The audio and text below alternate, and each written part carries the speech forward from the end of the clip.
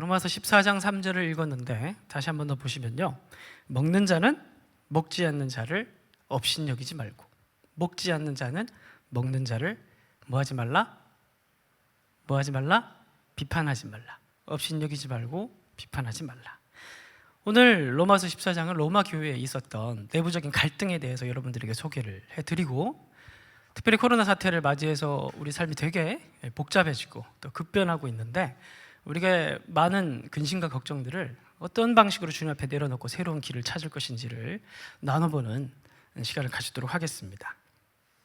로마 교회에 있었던 갈등은 우상의 제물을 먹는 문제와 관련된 갈등이었습니다. 먹느냐, 우상의 제물을 먹느냐 마느냐. 3절에서 바울이 제일 먼저 먹는 자들이 있었던 거죠. 먹는 자는 먹지 않는 자를 업신여기지 말라. 먹는 자들에게 먼저 교훈을 하는데, 그들에게 먼저 하는 바울의 교훈은 업신여기지 말라는 거예요. 먹지 않는 자들을. 그러니까 이 말은 그런 겁니다. 먹는 자들이 우상의 제물을 먹으면서 먹지 않는 사람들은 상대적으로 좀 뭔가 좀 강심장이지 않은, 먹는 사람 좀 더 강심장, 뭐 그런 사람들이겠죠. 그러면서 먹지 않는 사람들을 가리켜서 에이, 최 집사님, 최 씨들에게 죄송합니다. 제가 김 씨니까 김 집사라고 하겠습니다. 김 집사님, 아니 뭐 이 다 우상 그거 다 쓸모없는 것들인데, 그거 다 실체가 없는 것들, 이거 못 먹어, 이거 못 먹어. 예? 믿음이 약해서 그거 어디 큰일 하겠나? 뭐 이제 그런 식으로 뭔가 비꼬면서 조롱하고 그렇게 업신여겼다는 겁니다. 그러면 이제 사람이 기분이 나빠지죠. 거기에 대한 반응으로. 그러니까 먼저 시작은 먹는 자들이 했던 것으로 보여요. 먹는 자들이 먼저 믿음이 강한 척하면서 자들이 그걸 먹으면서 우쭐거리고 자랑하면서 먹지 않는 자들을 업신여기고 조롱하는 모습이 벌어지고, 그리고 먹지 않는 자들이 이것에 대한 대항으로 가만히 있을 수 없잖아요. 기분 나쁘게 하는데. 그래서 이제 그 다음 이어지는 말을 보면 바울이 이렇게 얘기하죠. 먹지 않는 자는 먹는 자를 뭐 하지 말라?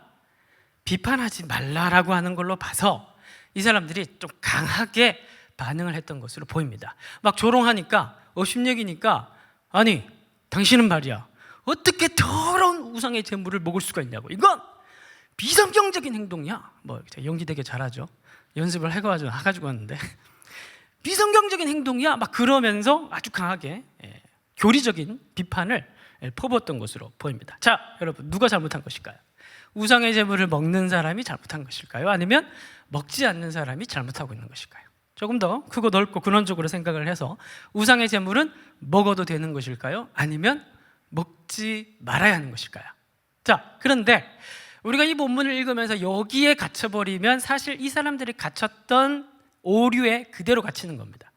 사실 이 사람들이 가지고 있는 가장 큰 오류는 뭐냐 하면, 먹느냐 마시느냐가 중요한 문제가 아닌데도 불구하고 이 근시안적인 두 가지의 이원론적 프레임 안에 생각들과 사고들이 갇혀서 누구는 먹는 것을 자랑하고 누구는 먹지 않는 것에 패배감에 쩔어 있었던 그런 근시안적인 시각들이 핵심적인 문제였던 겁니다.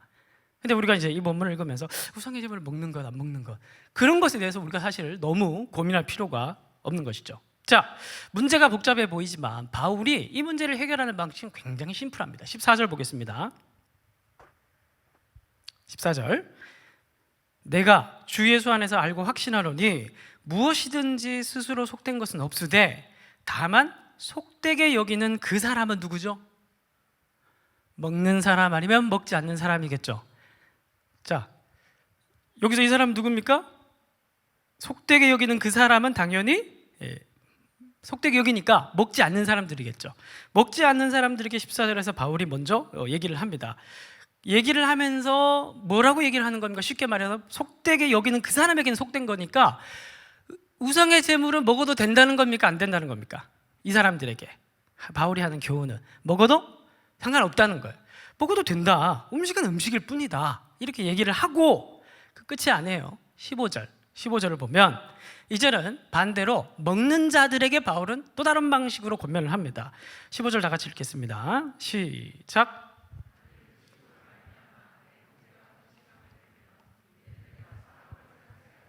자, 여기서 내가 사랑으로 행하지 아니함이라고 얘기했던 여기서 2인칭은 누굽니까? 사랑으로 행하지 않은 2인칭은 누굽니까? 바로 먹는 자들 있죠. 먹는 자들은 또 먹어도 되지만 이 사람들도 먹는 걸 통해서 다른 사람을 업신여기면서 다른 사람을 시험 들게 만들고 힘들게 만드니까 그 사람들은 뭐 하지 않는 게 좋겠다? 먹지 않는 게 좋겠다는 거예요. 바울의 대답은 뭡니까? 이 두 사람들에게 어떤 사람에게는 먹으라고 얘기하고 어떤 사람에게는 먹지 말라고 얘기를 하고 있는 겁니다. 그 말은 무슨 말이냐 하면 먹는 것과 먹지 않는 것, 이것 자체가 중요한 문제가 아니라는 거예요. 그러니까 신앙 행위에 있어서, 신앙을 생각함에 있어서 포인트를 놓치는 오류를 저지르지 말라는 겁니다. 굉장히 중요한 우리 신앙에 적용해야 될 포인트라고 생각합니다. 17절. 그래서 바울은 결론적으로 이렇게 얘기를 합니다. 하나님의 나라는 어떻게 얘기합니까? 훨씬 더 관점을 열어줘요. 동공을 확대시켜줍니다. 영적 동공을 확대시켜줘요. 다 이것만 보고 있는 사람들, 바리새인처럼 이거 아니면 저거, 이걸 해야 되나 말아야 되나, 이거 아니면 저거, 흑, 백, 선과 악, 옳음, 그른, 이 딱 두 가지의 시각만 고정되어 있어서 그것 안에서만 난 패배자인가 승리자인가, 이 두 가지 시각에만 고정되어 있어서 어떤 때는 우쭐거리고 어떤 때는 패배감에 쩔어 살아있는 그 사람들에게 동공을 확대시켜주고 있는 거예요. 하나님의 나라는 너희는 훨씬 더 큰 시각을 가져라. 왜 세상을 그렇게만 보니? 너희는 하나님의 백성들이 아니냐? 너희는 이 세상 사람들이 사고하는 그 제한된 근시안적인 이원론적 틀 속에서 여전히 너희는 신앙이라는 것도 그렇게 행하고 있구나. 훨씬 더 큰 차원에서 봐라. 너희들이 누구냐? 하나님 나라의 백성들이 아니냐? 그러니까 그 사람들에게만 적용되어 줄 수 있는 가치관과 세계관을 열어주면서 하나님의 나라는 먹는 것과 마시는 것이 아니라는 말은 먹는 것과 마시는 것이 중요하지 않다는 거예요. 사실 로마 교회 성도들의 모습은 오늘 우리가 살아가고 있는 세상 사람들의 모습과 굉장히 유사합니다. 오늘 우리 시대 사람들이 가지고 있는 시대적 담론이라는 것도, 인생에 대한 이야기라는 것도 마치 로마 교회 성도들처럼 전부 먹느냐 마시느냐, 이 두 가지 프레임 안에 다 갇혀 있는 것처럼 보여요. 근데 여러분, 가만히 세상 사람들이 갇혀 있는 그 두 개의 이원론적 프레임을 보면 대체적으로 제가 봤을 때는 성공과 실패라는 이원론적 프레임입니다. 대부분이 그래요. 결혼이라는 것도 생각할 때도 성공적인 결혼, 대학을 들어가는 것도 성공적인 대학이라면 뭐예요? 조금 더 레벨 높다고 사회에서 인정하는 그런 곳을 가는 거죠. 자기가 뭘 하고 싶은 건 아무 상관이 없어요. 그냥 성공적인 대학 진학, 사업이라는 것도, 취업을 하는 것도, 성공적인 취업이라는 건 뭐예요? 내가 뭘 하고 싶고 어떻게 내가 이 사회에 이바지하고 싶은가, 보람과 가치의 영역이라기보다 이 세상에 규정해 놓은 어떤 성공과 실패라는 프레임 안에서 인생의 가장 중요한 영역들을 다 집어넣어 놓고 거기에서 진단받고 있는 거예요. 그렇게 포인트를 잡고 다 생활하고 있는 거예요. 누가? 세상 사람들이. 여러분, 우리 삼일교회에 핫 이슈가 있습니다. 뭘까요? 결혼. 죄송해요. 저는 결혼했지만 여러분, 늘 빠지지 않는 이 코로나 시대에도 결혼하더라고요. 보니까 코로나 시대에도 저희 간사님이 또 결혼하신다고, 올 가을에, 이런 가을 결혼하시고 또 연애도 하시고 다 이렇게 하시더라고요. 그래서 내가 이 전쟁 중에도 장미꽃이 핀다는 말이 바로 이런 말이구나. 코로나 시대에도 우리는 코로나보다 더 중요한 게 연애와 결혼. 예전에 제가 그런 질문을 받았습니다. 목사님, 제가 지금 사귀는 사람이 있는데 결혼을 해야 할지 말지 굉장히 고민됩니다. 왜 그래? 뭐가? 사랑하면 결혼하면 되지. 그런데 이 자매라고 얘기를 해버렸네요. 이분이 자기가 오랫동안 가지고 있었던 기준이 있었어요. 조건. 그런데 그 조건이 뭔지는 제가 얘기는 안 했는데 대충 세속적인 것 같아요. 어쨌든 그 조건이라는 게 있었는데 그걸 포기하기가 너무 오랫동안 자기가 바랬던 이건 돼야 된다. 그래, 다른 거 다 좋은데 이게 안 되는 거야. 그래서 계속 고민이 되는 거야. 이걸 포기하고 이 사람은 결혼을 해야 될까? 아니면 좀 더 다른 차를 한번 기다려볼까? 이 차를 버리고 다른 차를 기다려볼까? 아직 나이는 좀 있는데 뭐 이렇게 생각을 하고 있는 고민을 하는 거예요. 그렇죠. 저도 그렇게 막힌 사람이 아닙니다. 저도 조건이라는 게 되게 중요하다고 생각을 합니다. 우리가 모든 사람이 다 평강공주의 은사를 받지는 않았기 때문에 우리가 어느 정도의 최소한의 상식적인 차원에서의 조건을 기대하는 그것은 당연하다고 그렇게 생각을 합니다. 문제는 우리가 이제 생각하는, 결혼에서 생각하는 그 조건이라는 것이 상식적인 차원에서 한정적인 차원으로 생각되어지는 일부분의 영역이 되면 모르겠지만, 이게 우리의 중심으로 들어와서 우리의 결혼을 성공적인 결혼이냐 실패한 결혼이냐를 평가하는 어떤 근원적 기준이 될 때 문제가 된다고 생각을 합니다. 그래서 제가 그분께 그런 대답을 해드렸어요. 네가 아침에 눈을 떠 제일 먼저 생각나는 사람이 그건 아니고요, 네가 아침에 눈을 떠서 그 사람이 보였으면 좋겠다. 제가 이런 서정적인 말을 할 때도 있습니다. 그런 생각이 들 정도면 그 정도로 네가 그 사람을 마음에 두고 있으면 뭐 그런 정도면 결혼해야 되지 않겠냐. 그러면 결국 제가 하고 싶은 말은 뭐예요? 그 조건보다 더 중요한 게 뭐라는 거예요? 그 사람을 생각하는 마음, 보고 싶은 마음, 사랑하는 마음, 그 사람을 기뻐하는 마음, 그게 더 중요한 게 아니겠냐. 사실 뭐 그런 얘기를 돌려서 한 건데, 근데 여러분, 제가 그렇게 순진한 사람이 아닙니다. 여러분들도 마찬가지겠지만 저는 그렇게 뭐 사랑 타령하는 그런 사람이 아닙니다. 제가 그때 했던 얘기는 뭐냐면, 그러니까 우리가 만약 결혼이라는 걸 생각을 했을 때 결국 어떤 조건과 기준에 맞춰져 있는 그 어떤 사람들 중에 조금 더 나은 조건을 가진 한 사람을 선택해서 우리가 그 사람과 대충 사는 게 결혼이라고 한다면, 뭐 그렇게 생각하잖아요. 세상 사람들은 결혼이라는 걸 생각했을 때, 성공적인 결혼이라는 걸 평가했을 때 그 중에 더 나은 조건을 가진 사람을 만날 수 있다면 그게 내 수준에서 성공적인 결혼을 하는 것이라고 평가를 하잖아요. 그런 것이라고 한다면 그 조건을 유지해야죠. 악착같이 그 조건을 붙들고 조건에 해당되는 사람과 결혼을 해야 성공적인 결혼을 하는 것이겠죠. 그런데 그게 아니라면 기독교인은 본질주의자라고 저는 생각을 합니다. 기독교인은, 그리스도인은 언제 어디서나 변치 않는 본질적 가치를 붙들고 묵직하게 살아가는 사람들이 그리스도인이라고 생각합니다. 그거라고 한다면, 우리의 정체성과 우리의 색깔이 그런 색깔을 가지고 있다고 한다면 결혼에 있어서도 조금 더 본질적인 차원에서 생각해 볼 필요가 있지 않겠니? 라는 의미에서 제가 네가 아침에 눈을 떠, 그런 얘기를 한 거예요. 본질적인 가치에서. 여러분, 사실은 결혼에 대한 얘기를 한 것일 뿐이지만 우리의 인생의 모든 영역이 다 마찬가지라고 생각을 합니다. 우리가 직장을 구하는 문제, 우리가 어떤 캠퍼스를 가는 문제, 우리가 소명을 따라 사는 문제, 모든 문제에서 다 마찬가지라고 생각을 합니다.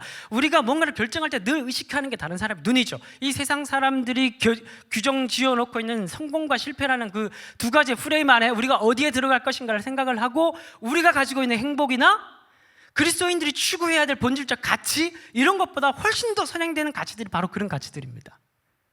그리고 우리는 들어가서 고생을 해요. 마음의 혼란을 걷죠. 그리고 우리는 그것을 극복하기 위해서 때로는 성공한 사람에 대해서 우쭐거리기도 하고, 때로는 실패하는 사람에 대해서 패배감에 쩔기도 합니다. 바람에 요동치는 날려가는 겨와 같이 때로는 우리도 그렇게 실수를 할 때가 있다는 거예요. 로마 교회 성도들처럼.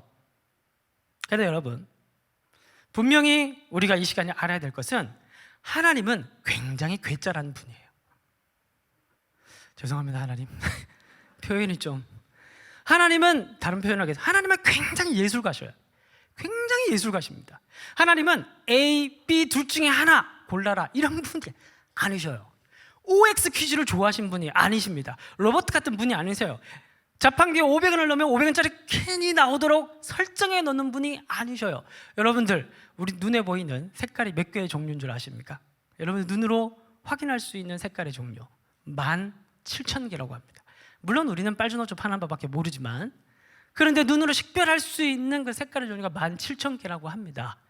그 색깔을 창조하신 분이 하나님이시기 때문에 하나님 예술가예요. 아주 다채로운 분이셔요. 이 세상 만물을 알록달록하게 아주 아름답게 만드신 분입니다. 그 하나님이 우리의 인생 또한 창조하셨고 세상 또한 창조하셨어요. 그래서 이 세상은 굉장히 박진감 넘칩니다. 이원론적 프레임으로 절대 설명할 수 없는 게 이 세상입니다. 기가 막힌 예를 하나 들어볼까요? 듣고 코가 막히면 안 되는데.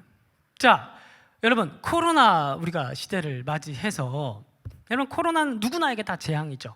그런데 여러분, 아시아인들에게보다 서구 사람들에게 훨씬 더 코로나는 큰 재앙으로 다가왔습니다. 다가오고 있고 지금 경험하고 있고. 왜 그럴까요? 아시아인들은 뭐가 준비되었기 때문에 코로나를 대응할 준비가 이미 50%는 되어 있었어요. 왜? 황사와 미세먼지 때문에. 황사와 미세먼지 때문에 마스크를 생산하는 기반 시설이 다 되어 있었어요. 저희들은 이제서야 막 공장 짓고 하는데, 그리고 우리는 가장 중요한 마스크를 쓰고 다니는 문화가 이미 다 되어 있었어요. 그렇죠? 그런데 걔들은 이런 문화가 안 되어 있었으니까 이제 막 마스크를 쓰고 돌아다니는데, 그래 여러분, 우리가 황사와 미세먼지 때문에 얼마나 힘들었습니까? 그런데 우리가 지금 그 덕을 보고 있는 거예요. 그래서 제가 그 기사에 댓글을 보니까 어떤 사람이, 야, 이래서 인생사 세옹지마구나. 어제는 내게 그토록 나빴던 것들이 오늘은 내게 좋은 것이 될 수 있는 게 인생이고, 오늘 내게 좋았던 것이 내일이면 내게 불리한 조건이 될 수 있는 게 인생이라는 거예요. 어제는 나에게 간이라도 쓸개라도 빼줄 것 같은 사람이 오늘은 나에게 총을 들고 나타나는 적이 될 수도 있는 게 인생이라는 거예요. 다 아시잖아요. 그렇죠? 영원히 불리한 것도 없고 영원히 유리한 것도 없고, 우리가 그런 거 다 경험하고 있잖아요, 이제. 그죠? 여러분, 회사에서 이 머리 잘 돌아가고 굉장히 약삭 빠르고 이 재치가 뛰어난 사람들이 늘 성공하고 잘 될 것처럼 보이잖아요, 그때는. 그래서 예를 들어서 늘 이사님이 바뀌거나 전무님이 바뀌면 늘 꼭 그 부서에 한 사람 정도는 늘 그런 사람이 있는 거, TO가 있는 것 같아. 그런 사람은 우리 이사님이 어떤 취미를 가지고 있는지, 등산을 좋아하시는지 아니면 사이클을 하시는지, 장기를 좋아하시는지, 바둑을 좋아하시는지, 이걸 미리 파악해서 자기가 먼저 이렇게 학습을 해놓고 딱 가서, 이사님 이번 주말에 라이딩 한번 하시죠. 딱 이렇게 가서 재치 있게 줄을 서는 겁니다. 우리 주변에 늘 그렇게 정치에 빠르고 늘 그렇게 빠른 사람들 있잖아요. 근데 여러분, 그런 사람들이 또 늘 잘 됩니까? 늘 잘 되는 것 같긴 하지만 늘 그런 사람들이 잘 되긴 하지만 가끔 썩은 동아줄을 결정적으로 잡아가지고 한 방에 날아가는 사람들이 또 많이 있어요. 근데 여러분, 주변에 늘 거북이 같고 느리고 답답하고 큰 산 같은 혹은 큰 바위 같은, 어쩌면 시대가 이렇게 막 변하고 있는데 정말 이 사람은 시대와 아무 상관없는 조선시대 같은 사람들, 그냥 가진 것이라고는 성실함밖에 없는 사람들, 그런 사람들이 늘 손해보고 실패하고 그럴 것 같죠. 근데 또 보면 그런 게 아니더라고요, 보니까.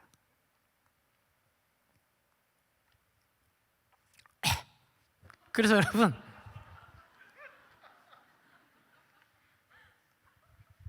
저는 원래 캐릭터가 약간 전자에 속해 있는데 이제 후자처럼 되려고 노력 중입니다. 이제 정치하지 말고 이제 좀 농담이고요.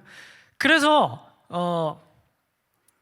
성공과 실패라는 그런 이원론적 프레임의 세상 사람은 다 그렇게 생각을 하고 늘 우쭐거리고 우월함을 가질 수 있는 자리에 가려고 하거나, 거기에 들어가지 못하면 패배감에 쩔어 살아가는 그 양극단 사이에서 늘 자신의 정체성을 가지고 살아간다는 거예요. 자신의 가치를 그걸 규정하고 살아간다는 겁니다.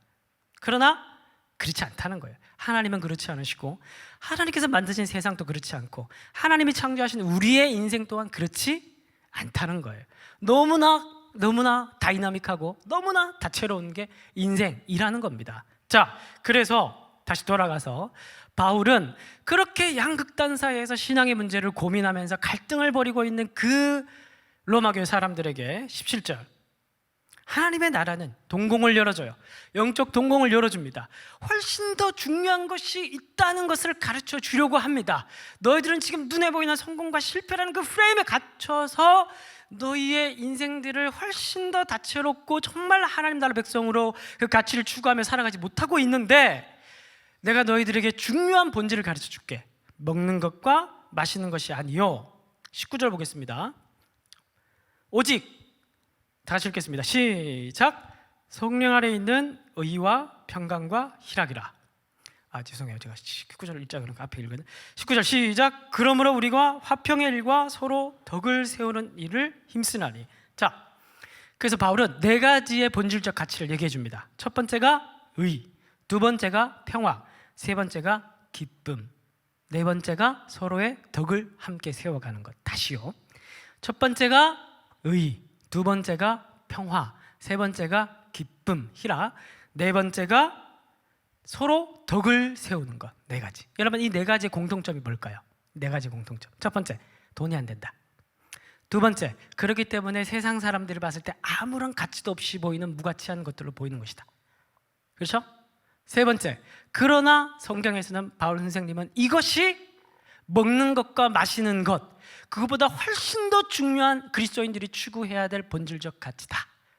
그리고 네 번째, 그런데 이것을 추구하기 위해서는 필요한 것이 있는데, 제일 먼저는 자기 스스로의 욕망을 버리는 것이고, 자아를 향해 있는 모든 시선들과 이글거리는 욕망들을 다 내려놓고, 그것이 우쭐거림이든 아니면 패배감이든 다 내려놓고, 그리고 타인을 향한 무한대로 열려져 있는 선한 태도를 가지는 것이에요. 왜냐하면 여기서 바울이 얘기하고 있는 이 네 가지의 가치는 전부 공동체와 타인을 위한 것이기 때문에 그렇습니다. 우리가 속해 있는 이 자리에, 여러분들이 속해 있는 회사에, 코로나 시대 때문에 모든 사람들이 다 우울해하고 모든 사람들이 다 근심과 걱정을 떠안고 살고 있는 이 시대 가운데, 여러분들 때문에 여러분들의 속해 있는 모든 공동체에 기쁨이 들어오고 평화가 들어오고 거기에 서로의 덕을 세우는 일이 들어오는 그런 일들이 벌어지기 위해서는 여러분들이 다른 사람처럼 그런 패턴으로 살아가는 것이 아니라 여러분들을 향해 있는 모든 자아와 욕망들을 다 벗어버리고 이제 타인을 향한 열려진 선한 태도들을 가지는 것, 그것이 있을 때 이 네 가지의 가치는 실현될 수가 있습니다. 자, 그런데 바울은 이것이 가능한 이유, 이것을 해야 되는 이유를 이미 앞선 8절에서 이렇게 얘기를 하고 있습니다. 8절 보겠습니다. 우리가 살아도 주를 위해 살고 죽어도 주를 위해 죽나니 그러므로 사나 죽으나 우리가 주의 것이로다. 이를 위하여 그리스도께서 죽었다가 다시 살아났으니. 바울은 이것이 가능해야 하고 또 이것이 가능한 이유를 첫 번째, 이를 위하여 그리스도께서 죽었다가 다시 살아났으니라고 얘기하니까 죽으심과 부활하신 복음 사건의 토대를 두고 있습니다. 이 복음 사건을 믿음으로 우리는 그분 안에 들어가서 뭘 받았습니까? 성령을 받았죠. 그래서 성령 안에 의와 평강과 희락과 서로의 덕을 세우는 일이라고 얘기를 했죠. 성령을 받아서 그 안에서 우리는 죽고, 여기서 죽는 건 뭐예요? 우리가 이때까지 추구해왔던 그런 욕망들이에요. 그리고 패배감들이에요. 이런 것들을 향해서 이제 죽는 거예요. 왜? 그리스도께서 죽으셨기 때문에 그 안에서 함께 죽는 거예요. 그리고 성령께서 그 죽는 순간에 우리를 다시 살리시는 거예요. 이 살리는 건 뭐예요? 타인을 향한 무한대로 열려진 선한 태도를 가지게 되는 것을 얘기하는 거예요. 전혀 새로운 방식과 새로운 삶으로 부활하는 것을 얘기를 하는 거예요. 그걸 조금 더 존재론적으로 얘기하고 소유격적으로 얘기를 해서 우리가 주의 것이다 이렇게 얘기를 하는 거예요. 그래서 쉽게 얘기해서 조금 더 우리가 직관적으로 이해하기 위해서 너희가 주님의 것이 되었다, 너희가 주님의 것이기 때문에 바로 이러한 것을 할 수 있고 이러한 것을 해야 한다, 이러한 것이 너희의 가장 본질적 가치가 되었다라고 선언하는 겁니다. 소유권 이전. 코로나 시대를 맞이해서 많은 사람들이 두려워하고 있습니다. 그래서 사실 저도 좀 두려워요. 그죠? 지난주에 저희 아버님이 갑자기 친척에 상이 나서 대구에서 서울로 올라오셨습니다. 장례식이 있어서. 그래서 잠깐 모시고 대화를 좀 나눴는데 작년에 은퇴를 하셨어요. 작년 12월을 이제 만 70세가 되셔서 무사히 목회를 잘 은퇴하셨습니다. 그래서 얘기를 쭉 나누는데 화가 나더라고. 중간에. 왜? 화가 났어요. 저는 아버지랑 얘기하면 왜 자꾸 화가 나는 걸까요? 화가 나더라고요. 왜 화가 나냐면 아니 평생 40년 그 목회 인생 너무 편하게 목회하신 거야. 코로나도 안 겪고. 아니 은퇴하시니까 코로나가 터지는 거예요. 아들은 이렇게 한국교회가 지금 물론 하나님 나라는 망하지 않지만 한국교회는 이렇게 물량적으로 지금 표면적으로 망해가고 있잖아요. 그죠? 너무 힘든 상황이, 목회하기 너무 힘든 상황이고 성도들도 10년 전 20년보다 더 드세고 얼마나 힘들어요. 물론 삼일교회 성도들은 안 그렇지만 드세고 힘들어요. 드세고 힘든데다 코로나까지 터져가지고 아이고 이제 어떻게 해야 되나. 요즘 제가 기도의 양을 늘렸습니다. 이래서는 안 될 것 같다. 두려워요. 두렵고 정말 어떻게 해야 될까? 이 재앙의 시대에 코로나 이후에 막 바뀐다는데 제가 요즘 저는 뭐 코로나 때문에 유튜브를 시작한 거예요. 예전부터 유튜브를 시작했습니다. 공익을 위해서. 유튜브를 시작했는데 뭐 이제 구독자가 좀 많아지다 보니까 저 지방에 뭐 다른 교회 목사님들이 한 번씩 메일을 보냅니다. 어떤 문의를 하기 위해서 영상 편집 어떻게 하냐 막 이런 거. 어떤 목사님이 이런 메일을 보내셨더라고요. 이렇게 목사님, 코로나 이후에 한국 교회와 그리고 이 시대가 어떻게 바뀌고 무엇을 준비해야 될까요? 여러분, 제가 그걸 안다고 생각하십니까? 예? 여러분들이 보고 제가 그걸 알 것 같아요? 아니 지금 당장 내가 어떻게 될지도 모르는데, 예? 저는 내가 저희 아버지처럼 아버지 만나면 생각한 게, 은퇴하신 저희 아버지가 지금 시골 교회에서 한 10명 정도 되는 그런 작은 교회에서 목회하시다가 은퇴하셨어요. 저도 이제는 70살까지 무사히 은퇴했으면 좋겠다. 벌써부터 이런 생각을 하면 안 되는데, 좀 더 이제 큰 비전을 가져야 되는데, 그죠? 큰 꿈을 가져야 되는데, 정말 한 치 앞도 내다볼 수 없는 그런 미래. 저만 그렇겠습니까? 여러분들도 다 여러분들의 처해 있는 환경에서 지금 뭐 코로나 이후 시대를 어떻게 준비해야 되냐 막 다 그런 얘기들만 하고 있잖아요. 그래서 우리가 그런 두려움이 분명히 있을 것입니다. 어떻게 될 것인지 저는 몰라요. 사실 미래도 모르고 한 치 앞도 몰라요. 1시간 뒤는 알 수 있겠죠. 1시간 뒤에 제가 기도하고 있겠죠. 그래서 내일 일은 몰라요. 내일 일은 제가 아침에 눈을 뜰지도 모르고 1년 뒤는 당연히 모르고 코로나 이후는 더더욱더 모르고 아무것도 몰라요. 그래서 두렵죠.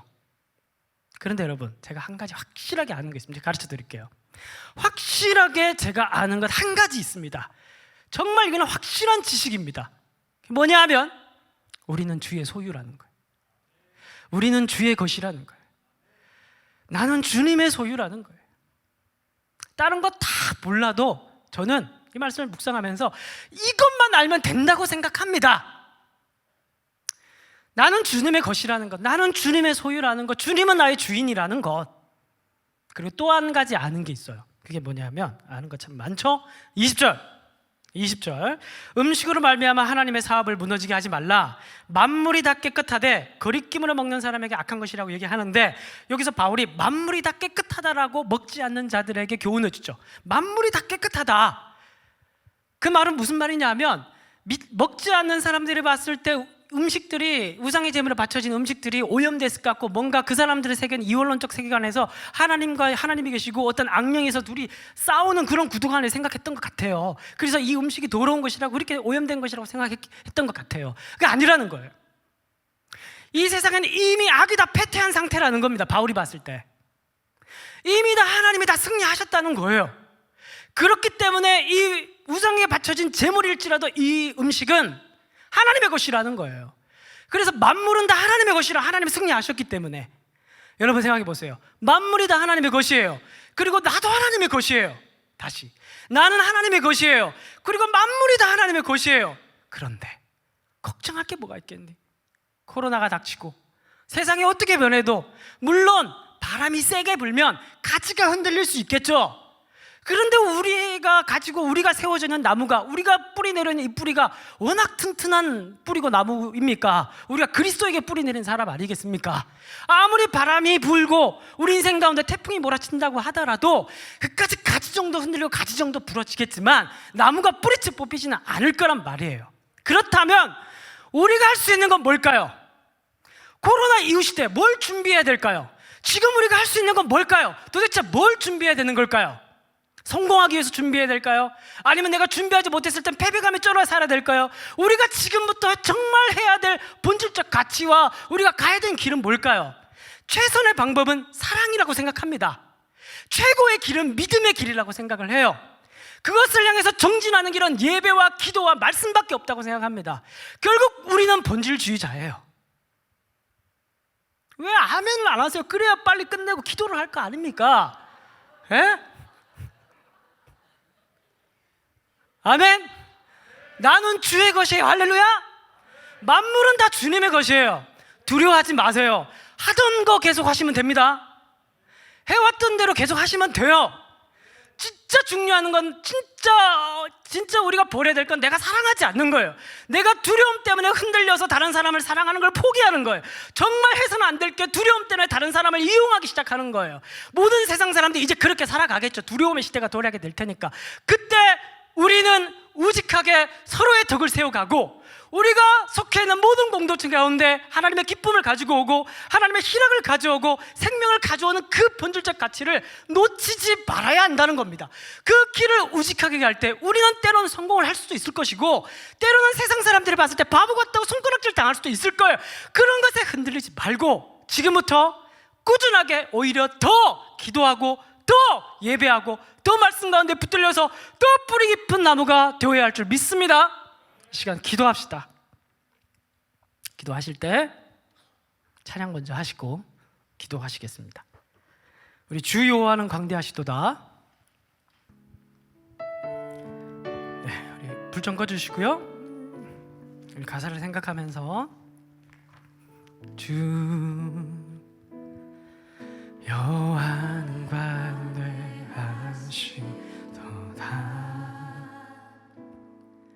그 거룩한 하나님 속에서 찬양하시도다.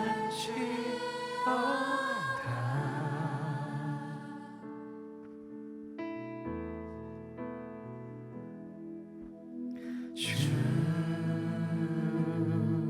승리 우리에게 주시도다.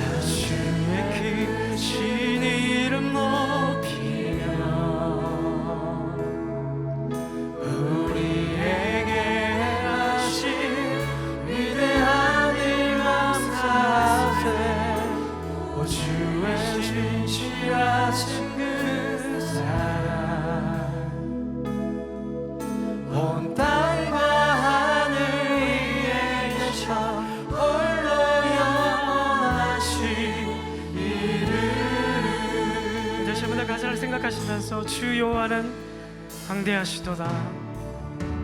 주 여호와는 광대하시도다. 그 거룩한 하나님 속에서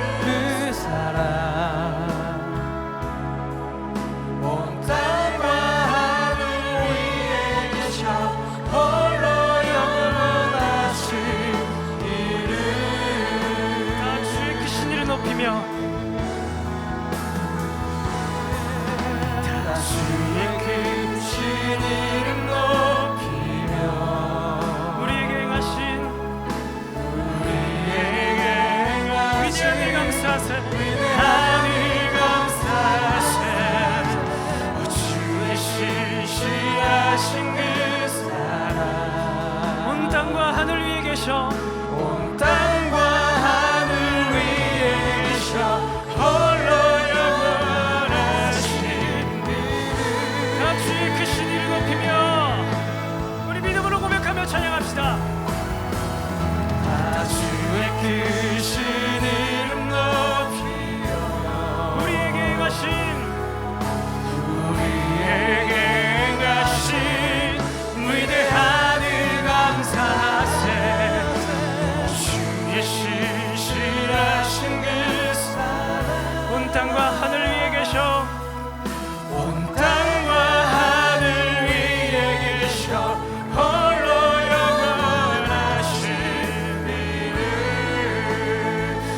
시간 합심해서 기도합시다. 기도하실 때 우리 말씀을 생각하시면서 하나님, 정말 어렵고 힘들 때일수록, 복잡하고 더 근심이 많을 때일수록 정말 다시 한 번 더 내가 주님의 소유이고, 그리고 온 세상이 주님이 소유라는 하나님의 주권을 인정하는 신앙을 회복시켜 주옵소서. 이 사실을 기억하게 하옵소서. 이걸 믿게 하옵소서. 이 믿음의 길을 걸어가게 하옵소서. 이 믿음의 힘으로 사랑하며 살아가게 하옵소서. 이 시간 말씀을 붙들고 말씀을 생각하시면서 우리 깊게 주여 한번 힘쓰게 부르짖고 기도하도록 하시겠습니다. 주여! 하나님 아버지, 하나님 아버지, 하나님 아버지, 말씀을 붙들고 기도합니다. 하나님 아버지,